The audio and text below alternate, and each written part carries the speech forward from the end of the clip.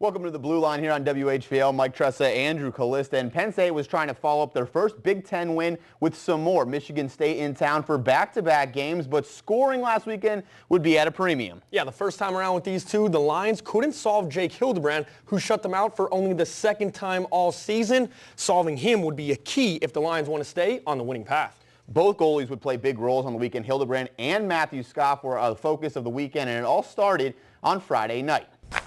There he is, Matthew Scoff leading his team out to the rocking Pagula crowd, ready to see a win, number 2, but Jake Hildebrand standing in the way. Penn State a good chance early, pass to Eric Scheid, comes up the right and goes postal, no goal in that open net, and Hildebrand covers everything up on the second efforts. Penn State had penalty problems. Pat Cowdice with interference, more on them later, but the Lions' penalty kill was amazing, collapsing on the Spartan shooters in every chance. Scoreless game after 1 the second. Greg Wolf fights the puck from Pat Cowdice up to Lee Reimer, who does the rest, beating Scott for a 1-0 lead. PSU comes right back. Scheid this time passes to Ricky DeRosa, who scores right past the D. 5th of the year, makes it 1-1. Just a minute later, Zach Starr gets tripped up by Rhett Holland. Lions going on the power play and getting the momentum as Casey Bailey fires from the top. The shot deflected by Taylor Holmstrom right to Dylan Richard. Easy goal there. Lions take a 2-1 lead. Scoff keeps out the rest of the period,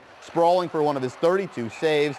Into the third period, Lions with a chance, but DeRosa again goes, this time too hard into the goalie, gets called for goaltender interference. He'll go to the box, and just 10 seconds later, refs get David Glenn for holding. That means 5-on-3 for the Spartans.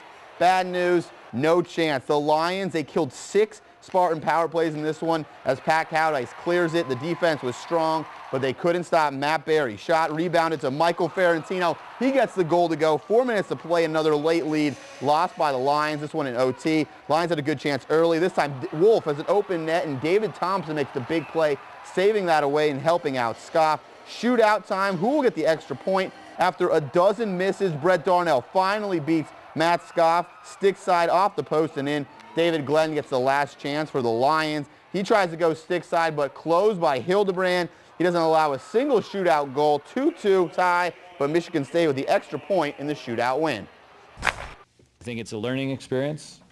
That was going in the third, and with the 1-goal lead is the first time we've had that opportunity, certainly in the Big Ten, and I'm optimistic we will learn from that. I think we talk about, playing to win and not playing to lose. And I think we, just kind of got away from our game, Penn State hockey, a little bit in the third. But, I mean, it's a quick turnaround, 3:30 tomorrow, so just ready to get back after it.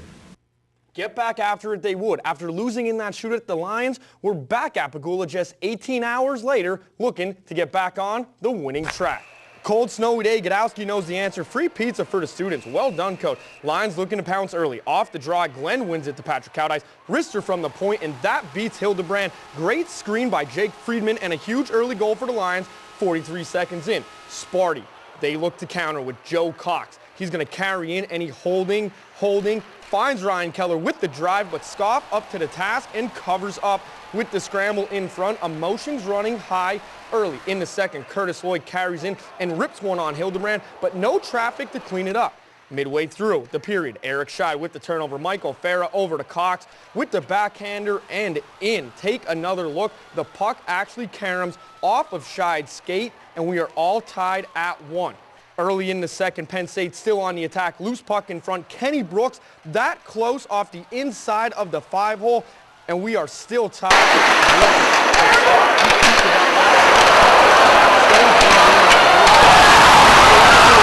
Goal. Tommy Olczyk with a great pass out in front, but Max Gardner can't find it. That close again for the Lions, and Joe Cox, the freshman, again waits for the cavalry, and it pays off. Loose puck in front. Matt Barry finds it and lifts it over Scoff. Take a closer look. A great play by Barry on the backhand. Sparty leads 2-1, and in the final minute, the extra attacker is on for Penn State. They get a couple good looks at it. You're going to see Eric Scheid behind the net right here.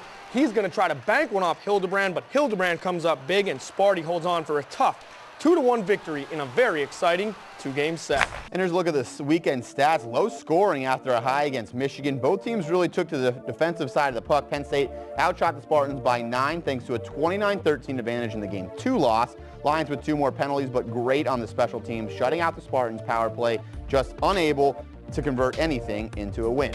So as we've probably seen too much in the Big Ten this time, Penn State with 2 leads late in the 3rd period and still unable to come out with a win. Yeah, I really think there's an element to learning how to win. Over time in these close games, you mature and you grow and you're able to handle the pressure. And yes, there are positives to take away. And that's what Coach Guy Gadowski spoke about in this week's Sounding Off, presented by Ace Hardware of State College. Watch the tape over the weekend. You know, we did a lot of good things. We kept a very good team to, 13 shots on net, and I thought there was, you can, as far as the performance goes, I think you can be pretty happy with it. So, again, I know I've said this before, but disappointed, obviously, in the outcome, but encouraged by our performance. One man who turned in a great performance was that man right there. He's our player of the week, Kenny Brooks, the forward, making the switch to defenseman. Got the start due to injuries to Juha and Jensen. Brooks made plays all over the ice and was very physical, as you see there. He was a major help for a patched-together unit, allowing only 4 goals on the weekend. Coach Gadowski said he really liked his stick play from the position. And how's this for toughness? He took a puck to the knee in Game 2, went to the bench for a bit, but came right back in. After all, he is a hockey player. Really great toughness there from Brooks, and actually a perfect segue into what the Lions did good from this past weekend as we focus on that unit of play. Yeah, and what they really did well was on the back end in the defensive zone. They were playing shorthanded, yet possibly turned in their best game of the year. That says communication was working great. Also, Kenny Brooks, Mike Williamson stepped up big. Mark Yanis also made plays. Penn State really tightened up in their end protecting Scoff, especially when they were down one of their top guys, Patrick Cowdice, who committed 3 penalties in Game 1 and was off the ice. But while they were clear on that side of the puck, only 2 goals allowed in each game on the weekend. Things really not good on the other end from the offensive side. Yeah, in both games they were in position to close it out. Credit Michigan State, they blocked 19 shots in Game 1, 25 in Game 2. Penn State had their chances, hitting multiple posts in Game 2 and not scoring after getting the first goal in the first minute of Game 2. Add insult to injury, Lions failed on all 7 shootout chances in the game. You have to close out these close games. And we'll see if that changes on the road as Penn State heads to Michigan this weekend to take on the Wolverines. We'll preview that series when the Blue Line returns. It's a great atmosphere. You have to be really mentally tough there. You can't let things get to you. So that'll be another good experience for us. Welcome back to the Blue Line. Penn State getting ready to face Michigan again this Friday and Saturday. Game 1 coming just 13 days after the Lions beat the Wolverines 4-0 at Pagula for their first Big Ten win. So you have to think that's fresh in the minds of the Wolverines. Oh, it's definitely still on their minds, especially after the Wolverines have dropped 2 in a row to Minnesota, riding the 3-game losing streak. Very proud tradition up there in Ann Arbor. They want to right the ship, and they do come in still ranked the 10th team in the country like they were at Pagula. And now they have the home ice advantage on their side. They're 7-1-2 this season at Yost. Their only loss coming to UMass Lowell. Now we'll take a look at how the teams stack up with the J. Magai Mitsubishi matchup board. How do they match up? Michigan, the advantage across the board as you see the stats. Penn State actually 0.3% better on the faceoffs, but as they say, that's why they play the games. Slight advantages won't scare off the Lions. That's because of what happened last time. After Penn State dropped Game 1 7-3 to Michigan, the Lions battled back with a 4-0 shutout win behind Matt Scoff's 32 saves. That's the motivation the Lions need heading into the series. Obviously, they're going to be kind of sour and wanting to get back at us for that win, but I think it just gives us confidence that we can execute against them, and going forward here, we're going to hopefully do the same. It's going to take an excellent game. It's going to take excellent goaltending. We know that. They're a fantastic team. We're going to have to be good in all our areas if we want to duplicate that. I think we can, but it's going to be a heck of a test. So Penn State has plenty of fresh tape on the Wolverines, and for the most part, they're pretty fresh in their minds, having just played. Guy Gadowski talked about the areas they have to work on everywhere, but if you look at a specific area, what do the Penn State Nittany Lions have to do against the Maize and Blue to come out with another win? Well, after last week, for me, it has to be the scoring. Penn State managed 7 goals in the last series between these two. Obviously, the home crowd and momentum aiding in that effort, but like we saw against Michigan State, the Big Mo can disappear in a heartbeat, kind of like Penn State scoring. Lions are still getting their shots, but they're a little low on the quality. Lots of them early on in a rush with very little traffic, makes for easy saves. State needs to capitalize on these opportunities, find empty zones, move towards the net, and get screens in front to create better opportunities. opportunities and stress the Wolverine defense. They did this against Michigan before. They know they could score against the Michigan goaltenders, and Coach Gadowski said they will keep their same approach, which did well against Michigan State, despite the outcome. That's attributed to how they play. They play an excellent defensive style, and that's how they play, and they're very difficult to play against, very difficult to score against. So I don't feel, and you look at the chances that we had, not only the shots, but we chart the chances and the grade A chances. I didn't feel too badly about what we generated. So no, I thought we, comparatively to the other best programs in the nation, I thought we did all right in terms of generating offense on them. From offense to defense, freshman blue liner Mike Williamson stepped up big against Michigan State, leading the Penn State defensive attack, and we took the time to catch up with him in this week's player profile with Elise Murkowski. I'm here with defenseman Mike Williamson, and Mike, you had a big game coming up, stepping up for some injured players on defense. What was that like? It was good. Obviously, anytime you get an extra chance to get some extra ice, you take advantage of it and try and play your best. And you had a pretty unique experience. You were drafted by Vancouver. What was that like for you? Really exciting time for my family and I. It was, just a regular day, and then we got the call, and it was, like I said, very exciting. So. You guys had a chance to beat Michigan here at Pagula. You guys are going on the road to them now. What's it going to be like playing them again at their home ice? It's going to be tough. They're a very good hockey team, and we're gonna go in with a big appetite and get a couple of wins, hopefully. Thanks very much, Mike. Thank you. Back to you guys. Thanks, Elise. When we come back, we'll talk Penn State with the face of ESPN's college hockey, an interview with John Butchergross when the Blue Line returns. Oh, nice little move. Wrist shot save. Puck loose. Goal! Matt Berry out of midair. And for the second night in a row, Michigan State gets a late third period goal. Welcome back to the Blue Line. ESPN's college hockey voice John Butchergross was in the booth on Saturday for the game against the Spartans, and before the game he took some time out of his day to speak with our Mike Tressa about hockey in the Valley. Thanks, Andrew. Lucky enough to be joined alongside ESPN's John Butchergross. You see him on SportsCenter. He's here now calling hockey. And John, coming into Hockey Valley, seeing Penn State for the first time, what was your thoughts on this new arena that's just been built for hockey? It's amazing. I heard so much about it, so I had high expectations coming in, and they were certainly met. It's a beautiful place. It deserves to, have a women's Final Four or a men's regional somewhere down the line. It's just perfect inside and out. I'm really impressed. And you mentioned in your column, actually, online, you said that Penn State, there's a growing program. It's only in their second year of Division I hockey. Right. But about 5 years down the road, you think they could become a power. Why do you think that? Well, I just think they'll be able to recruit here. Guy Gadowski is obviously a good coach and a good recruiter. They're right in the middle of a great bed of talent, Western Pennsylvania, Eastern Pennsylvania, and certainly up in Western New York. Produces a lot of great hockey players. So I just think they're in a great spot. But even that, it's a brand that travels across the continent. And so as people in Canada are big football fans. So when they're watching a Big Ten football game between Penn State and Ohio State, that's going to subliminally go in their head a little bit. And so if they're making a decision on college, some young Canadian kid, they might, this is Penn State. Kind of reminds me of Big Ten football, and I want to be kind of part of that. I mean, the hockey itself is good with Minnesota and Michigan and those great traditional powers. I just think, they're going to get that class of like 2, 3, 4 guys, and after a couple of years of those classes, boom, they're going to be right there as like a top 20 team. It's just a matter, can they get to top 10? Obviously, Michigan, Minnesota are great programs. Wisconsin, there's a great tradition, but I still think they have a shot. You mentioned the Big Ten. I mean, how much is that going to help this new conference really going to help college hockey? Can it really make it a bigger sport that will get more national interest, not just a fringe sport? It should. It should. I don't know how much. It is a reality. There's a lot going on in the world.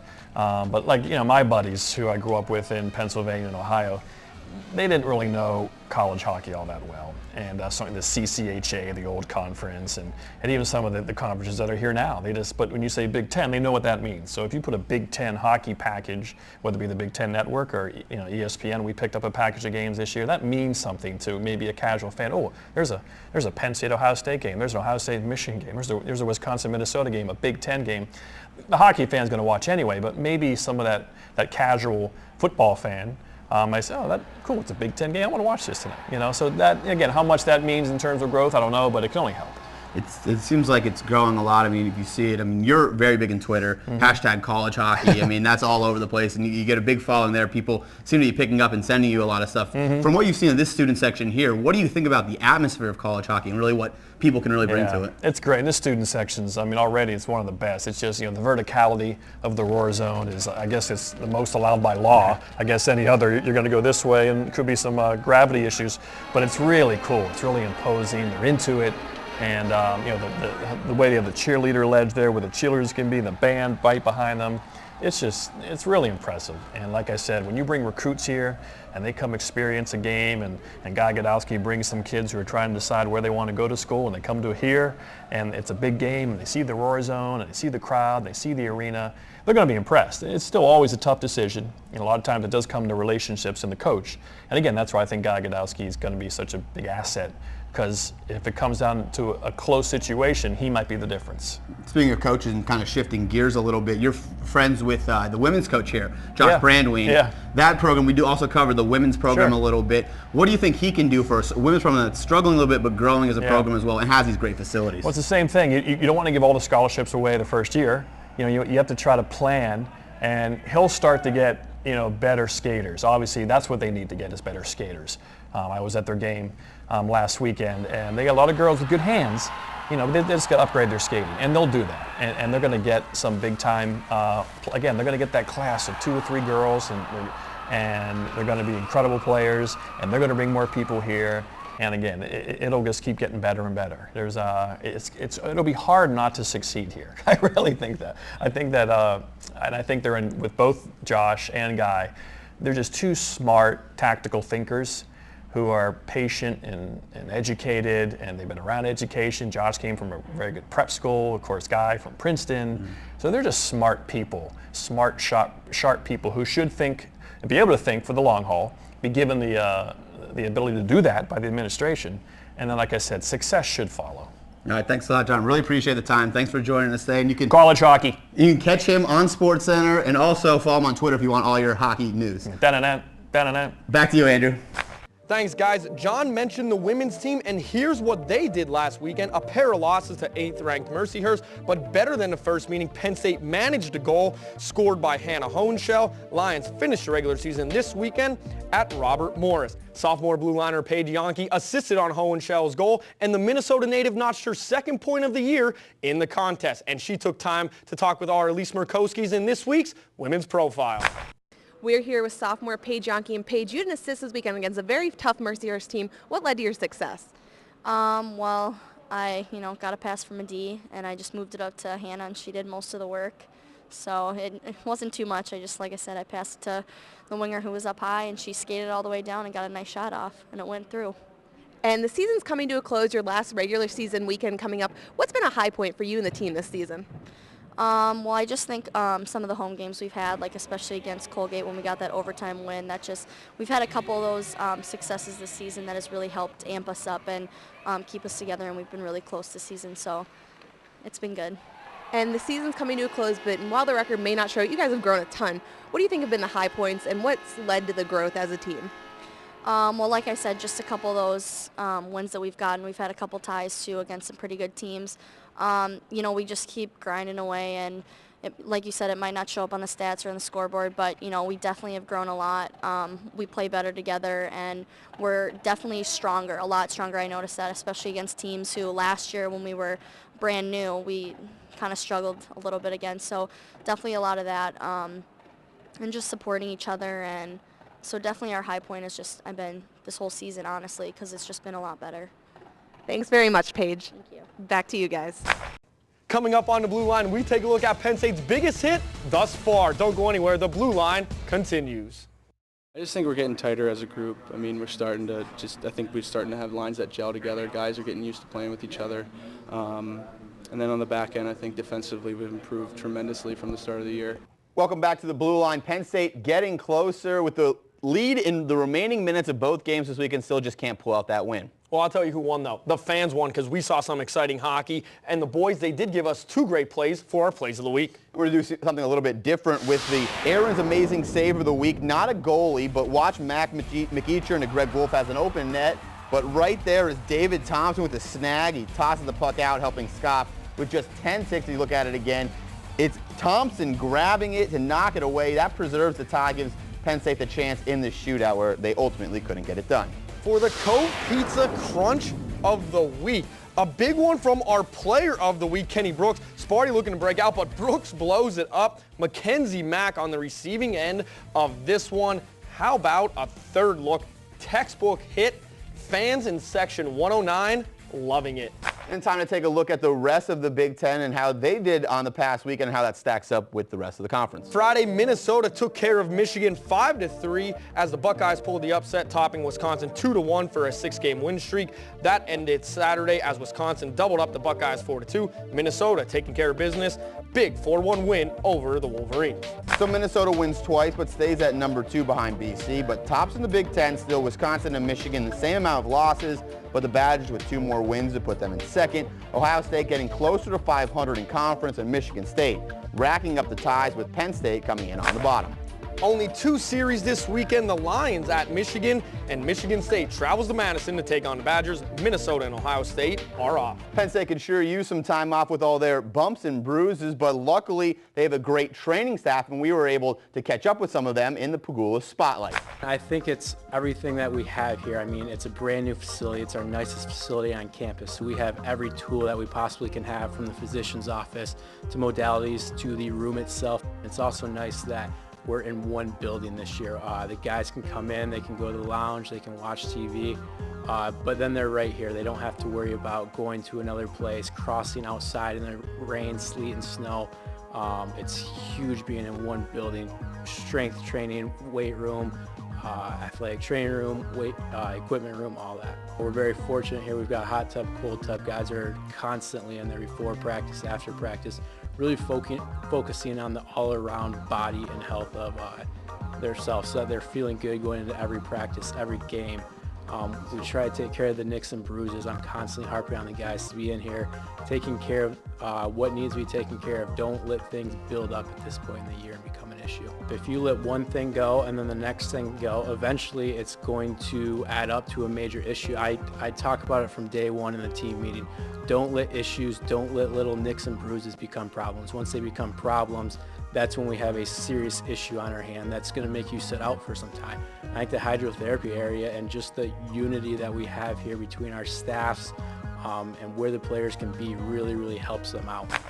A look at the Nittany Health South injury board. Bad news, Nate Jensen and Luke Uhas still out with concussions. Kenny Brooks, 99.9% hopeful to play after his knee injury on Saturday. So Penn State against Michigan, what's your one key for this series heading forward? When the Wolverines were here, Coach Red Marrington said, Yost is a great building, but the crowd could get taken out of it.